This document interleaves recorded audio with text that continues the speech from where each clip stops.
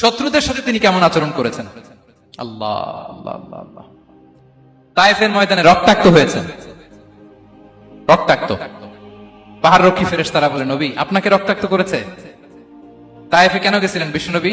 জমির বায়না করতে না? তায়েফে জমি কিনতে গেছিল না?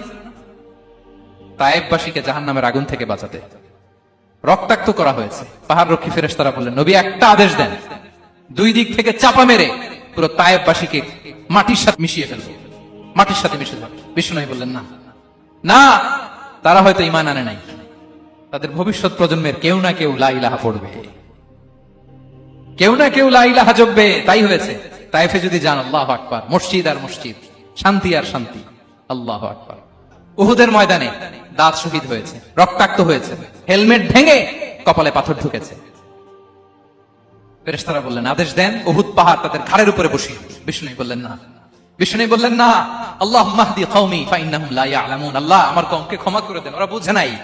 দেখেন, শুধু ক্ষমাই চান নাই যে আল্লাহ ওদেরকে মাফ করে দেন, ওদের হয়ে কৈফিয়ত দিয়েছেন, আল্লাহকে এক্সকিউজ দিয়েছেন। আল্লাহ কেন কেন ক্ষমা করবেন? কারণ ওরা বুঝে নাই।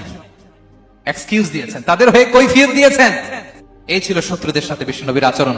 যুদ্ধের ময়দানে ঘোষণা দিতেন, খবরদার, ওদের নারীদের গায়ে হাত দিবে না, শিশুদের গায়ে হাত দিবে না, গবাদি পশু মারবে না, কোন পাদ্রীর গায়ে হাত দিবে না। গোটা বিশ্বের কেউ, কোন যুদ্ধের সেনাপতি যুদ্ধের ময়দানে এমন মানবতা দেখাতে পারে না। চিল্লায় বলেন ঠিক কিনা?